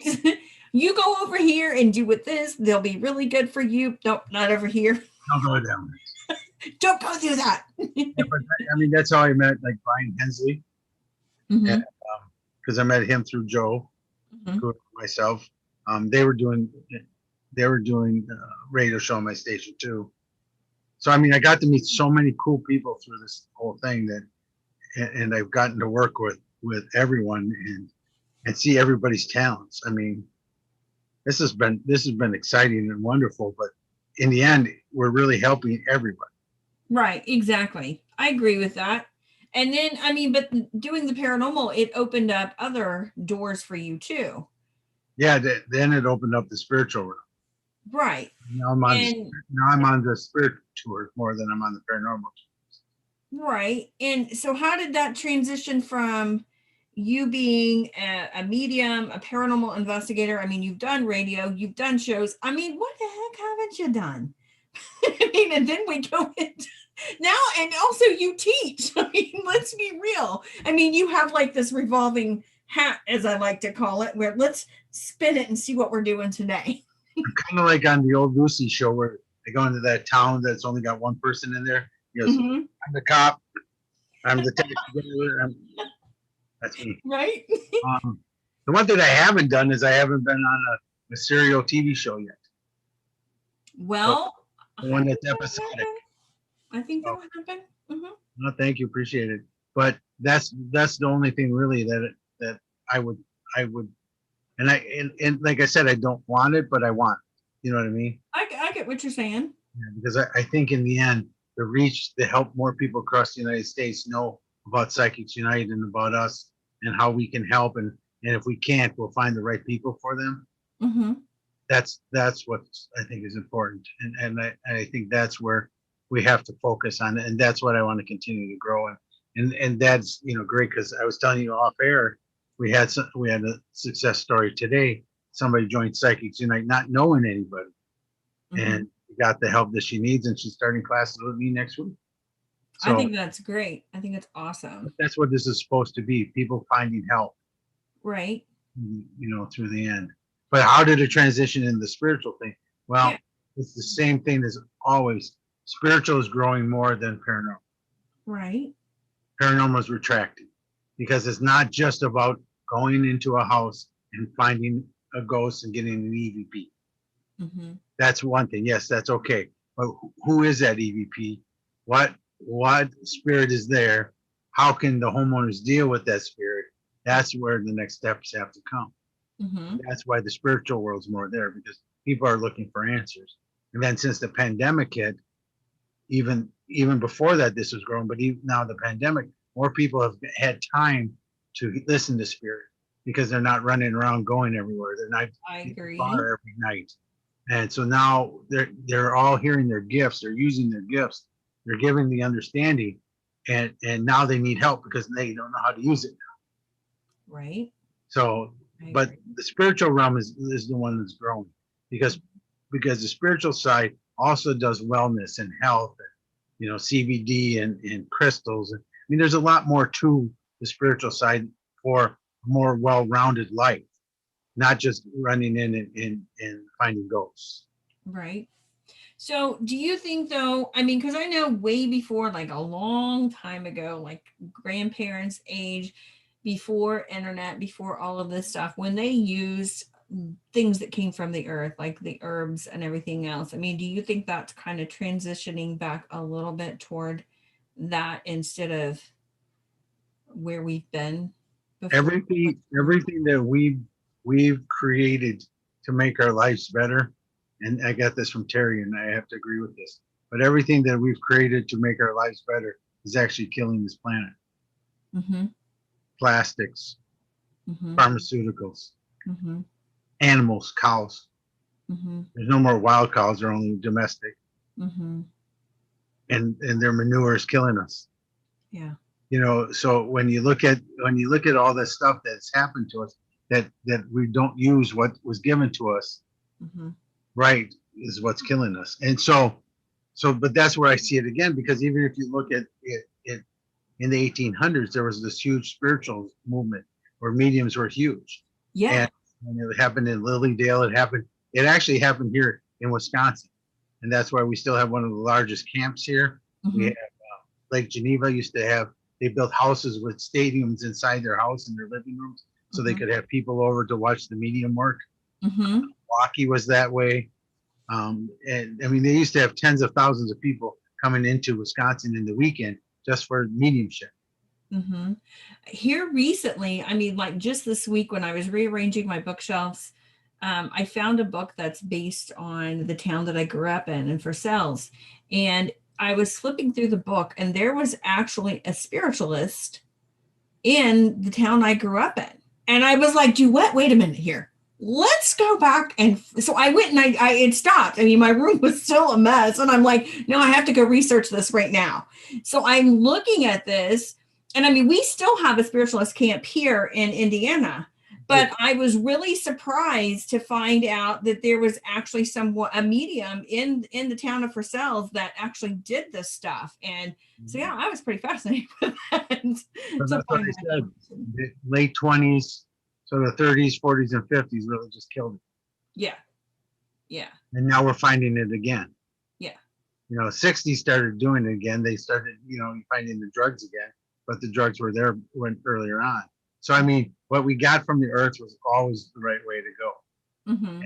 And understanding the earth and spirit and knowing that. That's the other thing I just wanted to mention, because I just don't believe science and spiritualism is not the same thing, because too many people want them to be different, but they can't. Because this world can't work with two different forms or two different things. So the spirit world has to be a part of science. It has to be proven by science. It's going to be proven by science. Well, I mean, just this week I shared an article where they were talking about lucid dreaming and stuff, and I think that's so cool. I mean, we've come a long way from where we were, and I think there's still a lot more that has to go. Talking to lucid dreamers.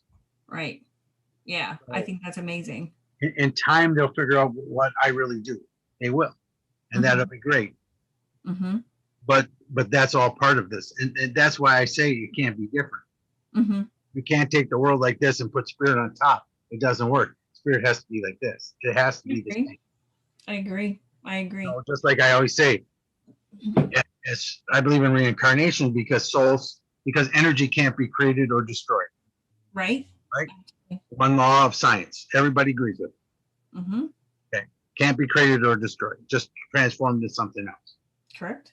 So, as a body, we have energy because that's what moves us. See, that's why I'm moving. I have energy. So when my body dies, my energy leaves and transforms into something else. And then when I want to come again, my energy comes into the body again. It starts over. So that's why we have reincarnation. That's why we have everlasting life, because we can't be created or destroyed. Right. And do you feel that we all have a choice in that, whether we stay with source or whether we come back on this planet or another planet? Yeah, another planet and that type of stuff too. Yeah, we do. We have, that's the key. That's the one key that's there all the time. Yes, we live on, but we also have free will. I think a lot of people don't realize that. I think they think that when you're a spirit or a ghost, you don't have choices in that manner, and I think that's. But see, I also think our choices go a lot deeper. Our choices go into us picking our families. So when we were talking about that earlier, I picked my family because it was an alcoholic family, and I had these tendencies in a previous life. So I needed to find one this time that was going to make me do it again so I could conquer it. I agree. I agree. I think we all choose not only the family who our parents are going to be, but who our siblings are going to be. There's a lot of things that we choose, the lessons we're going to learn in this lifetime. Yeah, absolutely. Or, die early, die late. Yeah. murdered. Yeah, I agree. I 100% agree that we choose how we leave this world. And when we leave this world. Yeah, exactly. I think we all have choices. We all have those exit points where we can decide, okay, whether this is the time that I'm leaving, or no, it's not the time that I'm leaving this world. I fully believe that. 2 years ago, 2, 3, something maybe like that. Mm-hmm. Maybe 3 now, because I had my neck collapse, and so before I have psoriasis, Mm-hmm. and that causes my arthritis. So one night Terry and I went out on a date night, and then we were going to go to church for service. It was a spirituals church, and we were going to go to service after our date. And so we went out all day and had a good day. And we went to this car museum, and I was there, and I was like, man, my leg hurts. I look at it, and halfway up my leg was pure red. Oh, wow. Wow. It was really nasty, and it kept going more. And then I started swelling. My whole side of my face swelled. So I kind of looked like the Elephant Man. So we still went to church. Mm-hmm. And when I got to church, the pastor goes, to the hospital. So she kicked me out of church and sent me to the hospital. Mm-hmm. And I went, and I was going sepsis. My body was shutting down all its organs. Mm-hmm. Because what happened was something got in through my, it must have been a hot tub or something, because I traveled all the time. Mm-hmm. And so something must have got in my system through my psoriasis, and it was making me sick as hell. Wow. And the doctors really didn't know how to stop it. And I was so sick, and it kept going and going and going and going.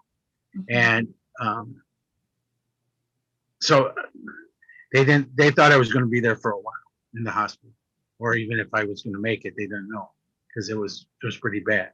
I mean, I couldn't eat, but I was starving. I couldn't sleep, but I was tired. I was too hot, but I was cold. I mean, every duality in the world I was. Wow. And it was terrible. I couldn't do anything. I kept having I talk about my migraines like I have today. Talk about my migraines. It was the worst one I've ever had in my life. They had to pack 3 or 4 ice packs on my head just to get me from screaming. So it was really a terrible time. I was in the hospital. Well, that night I saw this dark shadow come in the room, and I knew it was death. And I looked at it, and I said to it, I said, I know what you're here for, and I'm ready to go. I said, either you effing take me tonight, or you heal me. End of story. I said, there's no other choice. You get no other choice in this. I said, if you're death and you want to take me, right now. We're going right now. And I'll go with you. And I was out of the hospital in a day and a half. Well, that's cool. Yay, because you aren't done yet on this earth. No, and I knew it, but it had to be my choice. Right. Right. And I'm totally fine if God walked in here right now and said, okay, goodbye, Scotty. Goodbye. I'm okay, because I know what I'm going into. Well, can we at least end the show first before you decide? No, do it on the air. Better ratings. You'll have the exclusive. Medium dies on other medium show. Yeah, that would be an interesting show for sure. So I do have a comment over here. The Woony Witch, she says, I believe in that same theory, similar to a soul contract. Yes, we do have those. Yes. Yeah, so I think that's very. And that's what our spirit guides have all the time, are the soul contracts. You know what I mean? We choose them too. And just so everybody knows, my spirit guide and I were married in a previous life. Mm-hmm. And it was just the last one that happened in the 20s. Mm-hmm. And he was my husband. And that love between me and him is still there. And I can't thank him enough for using his eternity, using his life to be with me, to help me and to help others, and just going to make me cry. Yeah. Well, let me tell you guys, his spirit guide does come and kick our butts. We came to somebody, the other night, Andy, the lady that used to be my agent. Uh-huh. Her and her daughter were having a thing, and they saw this little spirit in the house. Uh-huh. And then She goes, well, we need to help the spirit move out of here. And then all of a sudden she goes, Steve walked in. He said, oh, good. Because he goes to help everybody. He just Yeah, loves he does. it. So I mean, I'll tell you, I know he's gone to our friend Devin, and he's gone to other people. And there was one night that I was getting ready for a Psychics Unite meeting, and I'm getting ready to head upstairs, and all I hear is, don't forget to do your meditation. And it's like, seriously, I still got plenty of time to do that meditation, but I have a meeting to go to. Oh my God, that was the funniest thing ever. And I think Devin even said that night, was talking about, Steve came to her and said, don't you think you should check in with Scotty? So we both got slammed on the same time. And it's like, really? It's like, at least I'm not the only you're one. not doing the work that he wants you to do. That was so funny. I will never ever forget that. And it's like, really? I've still got time, but I have a meeting to go to. I can't do that right this second. Ah, too funny. But since we are talking about Psychics Unite, how did that evolve? How did that evolve from you going from all of these different things to teaching, or were you doing Psychics Unite first and then the teaching, or did you teach and then Psychics Unite? So Terry, my wife Terry, created Psychics Unite because of her experience with the lady at one of her jobs that she was at, that she met. And it was really independent of me and my gifts. And she didn't even think about it till later, but here's a person that had nobody. Well, it matched my story, the same. But she wanted to make sure that we never had anybody in the world get to a point where they don't have anybody to talk to. Mm-hmm. Nobody where to go to, they have anything. So we talked about it. She used to come on all the paranormal investigations with us too. And we talked about it there. We talked about it with all those investigators and say, hey, what do you really think of this? And we got their opinion. So it took us about 2 years to figure out how we were going to do Psychics Unite. And so Terry launched it here in Madison. And it started out with 8 people, I think. And I think we have thousands and thousands of people that have come through the Madison chapter. Our normal meetings before pandemic were anywhere from 30 to 50 people a night that would come in person. But it just got a place where we all started to know each other. And the nice thing about it is everyone's business grew because of it, because everybody became like-minded, and understood each other. And everybody's modality is different. My modality is different than yours and Devin's and everyone's. It's all, deja vu. Thank you. Just added. Woo! Anyway, but our modalities are all different. So when we come together and when we do that, if I can't do animal healing as well as somebody else, I'm going to send it to the person who does animal healing. Right. And even right now, I don't do Reiki.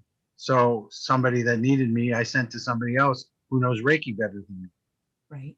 Because I don't do it. I do laying on of hands. So very different. Mm-hmm. So, but that's what it is, because each person's business got better because we started referring each other and we started helping each other grow their businesses. So that's how Psychics Unite is still growing. Yeah, and I think that's important, that we do that instead of having this ego mindset that you can do it all, instead of, hey, go here because that's going to return back to you too. Yeah, we've always said we wanted to be AARP for psychics. Right. I love that. But I mean, when you look at it, there are other groups out there that do this, like the BNI groups, the business groups. Mm-hmm. In a town, they have a luncheon where everybody gets together and they all tell you, this week I'm a lawyer, I'm a landscaper, I'm a Mary Kay rep, I'm this. But everybody gets in together and swaps business ideas. Mm-hmm. That's what we do too. Mm-hmm. Because that doesn't happen where I live, so. Madison, Oshkosh, I mean, it happens all over around here. But yeah, it's called BNI. But it's a place where you get together and you help each other with their businesses. Mm-hmm. And we do that in Psychics Unite too. We help you in your gifts, but we help you with your businesses. How to run your mediumship business. How to help promote. how to do YouTube because you're very good at all that.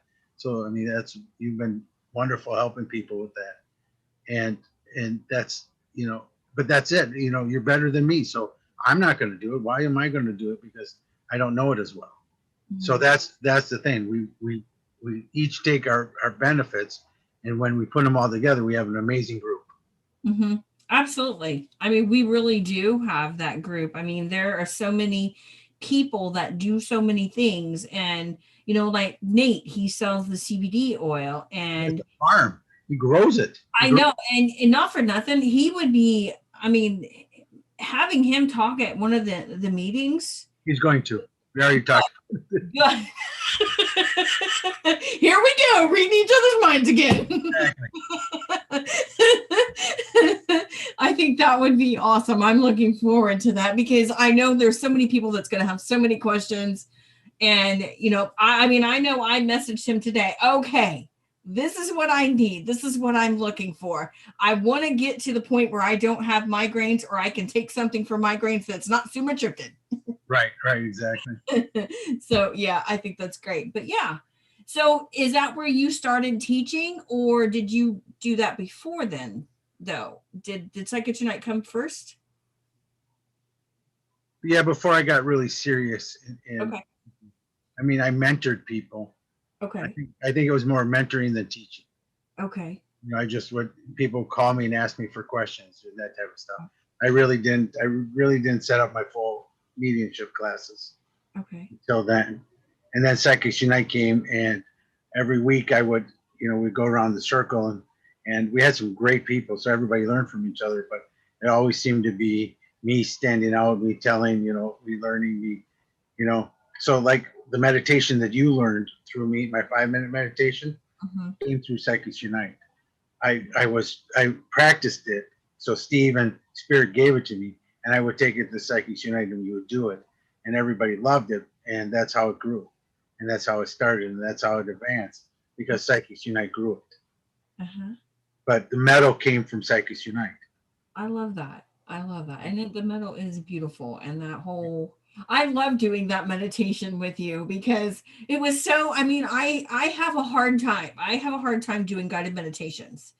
And with you, it was just so easy. I mean, even though I was seeing things before you were telling me what they were. I mean, I was just like, okay, well, I'm seeing this. And then you would be like that. And I was like, I mean, literally, I was like, what? Oh my God.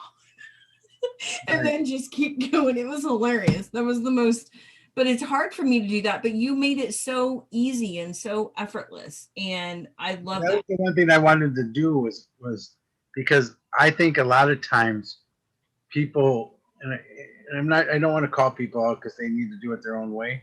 Right. But I think a lot of people make it too hard.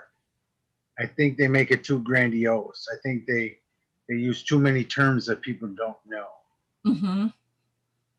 Instead of saying, "Oh, I'm going to practice claircognizance and blah blah blah blah," instead of saying that, "Oh, tonight we're going to work on knowing." You know what I mean? And use it in a term that everybody can understand. Yes, I am a firm believer in that too. We talked about that too. I mean, so in my class, I just so everybody at home knows, I do a place called the Zoo. But do you know the Zoo is the shamanic journey? Now, see, I wouldn't have connected it to that because I don't think I got to go to the zoo like everybody else did. Right. Because I already knew who my spirit animal was. But the Zoo is a shamanic journey that I add, and now I just call it the Zoo. Everything in my class, I bring it to common. Just make it common because I want it common in your life. I don't want this to be this other thing, just like science. I don't want you to add spiritual on it. I want you to be it. Right. And the more we can be in there. And so that's where my teaching started to grow, was through Psychic Unite, because I would test things. Steve and Spirit would show me in my dreams and my meditations what the next person in the class was. So, we go to Psychic Unite meeting and we met every other Monday night. And so the following Monday they go, "Oh, where are we going tonight?" All right. And so we would go to another place. Right. I love that. We would go to the forest. We would go to the river. We'd go, Right. I love that. I love how all of that evolved, and I think that's awesome. And I know at some point you'll probably go back to in-person meetings once. We All are, we are actually, our city just ruled that we can go up to 50 people finally. okay. And so we're still planning to do, because our group loves to be in person, Right. and it's okay, but we have a marvelous church that has accepted us. They Mhm. have us on their calendars, they have us on their in their flyers, they have us, part of their church. So very excited to be the Unity Church in Madison. So Mhm. we've been with them since, and it's easier. It's great that we're together because that's, you want the camaraderie too. You want to build those friendships, and Right. that's what this is about too. But if you can't do it, that was what the whole hard thing for me at first was. How are we going to change this into a platform? And Zoom did it for us. Zoom was the one that brought us together because even though we're not in the same room, I feel we're in the same room. Right. Absolutely. Absolutely. And I think that, COVID is as horrible as it is and as horrible it was in, last year and everything else. It also gave everybody some downtime to where they had to focus on what was important and get rid of what wasn't important. And I think going on, by doing virtual sessions with Zoom and stuff, it allows people that can't get out of their homes a place that they can go to and still connect with others. And I Right. think that's very important. And the other thing that is better for it too, and I think it's better for Psychics United is now we can reach every city by Mhm. having Zoom meetings. It, Absolutely. we don't always have to have a chapter anymore in that city. I mean, yes, we want one in every major city, but we don't have to have it because we can get one to one of our meetings, on Zoom. You Right. know, we're always going to keep the all chapter meetings going. That's just going to happen. We're just going to have different people lead it. If you have your in-person meetings or whatever, we're just going to have different people lead it because that became such an important thing. But that also became an important thing to my teaching because when I did classes of multiple people, Hmm. it didn't work as well as my single class.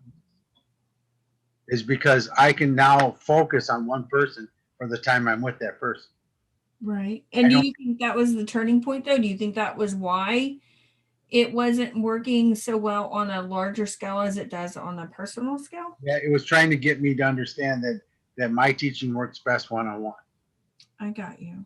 And even though we're going to try some bigger teaching things, it's still it's not the learning for the individual because the individual has to know what makes them strong.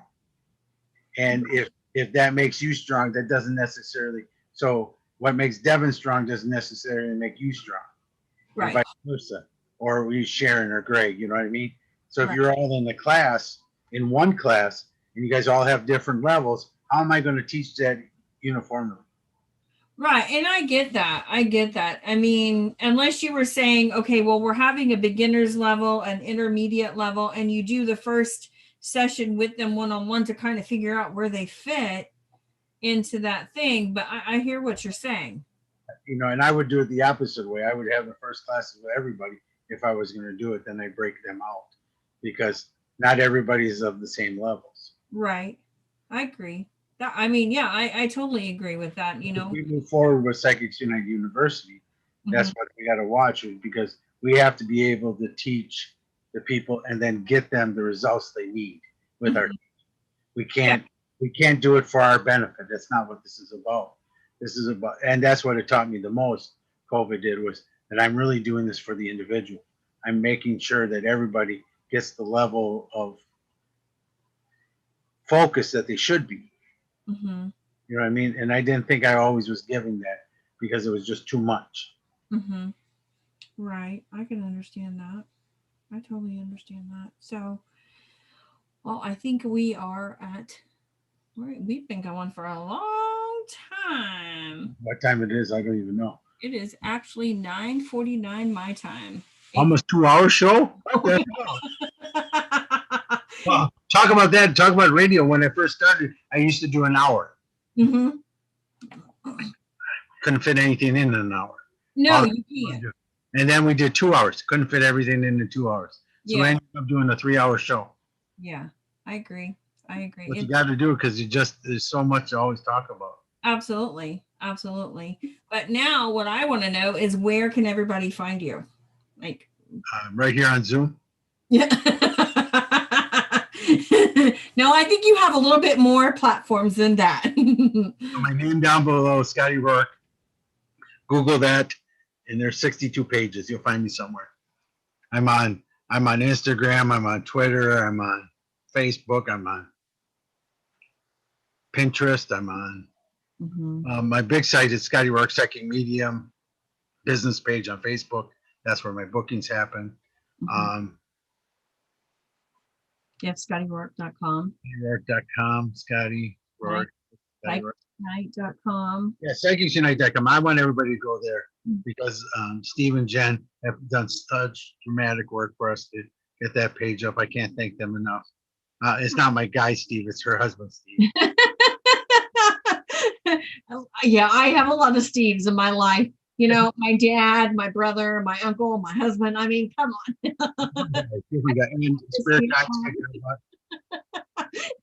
There's a lot of different Steves in my life, but yeah, absolutely. Go to psychiculunite.com, go to scottyrorek.com. He is on Facebook, he is on Instagram by the same name, just look it up. And on Wednesday nights on Shadowhunters Paranormal Investigations and Events page, Facebook page, he also has a show called Scotty Talks About, and he always has some amazing guests on there. And I don't know who this guest is. I want to tell everybody, if you don't mind. Yep, absolutely. On March 3rd, a very non-paranormal night that Scotty talks about. That's why I named the show Scotty Talks About.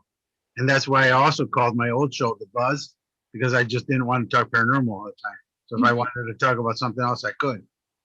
So and March 3rd, Wednesday night, 7 p.m. on Shadowhunters, just like Jen said, I have Mr. McFeely from the Mr. Rogers Show. My guest. I'm so excited to have that. I'm Mr. McFeely, man. I love Mr. Rogers, and I loved him on the show, and I'm so glad to have him on. It's going to be so much fun. Scotty Talks About Mr. McFeely. Yes, and I can't wait for that show. So everybody be sure to tune in. You have to go to Facebook. It will be on YouTube later. It will be on the Psychics Unite YouTube channel. So if you want to watch the replay, you absolutely can. And if you have any comments or anything else about the show, you can leave them below, and Scotty will be able to see those, and he will connect with all of you and respond to each and every one of those. And then make sure you like and subscribe. That's Absolutely. what we're Absolutely. Like and subscribe on Psychics Unite. Hit the little notification bell so that you will receive a notification anytime that there is a show uploaded, which there are many different shows. Almost every day. Yeah, absolutely. On Monday nights, except for Monday nights, we do have Psychic Unite meeting, and it's at 6 Central. And if you go to psychicunite.com, you will find 30 the link. 30. My bad. 6:30.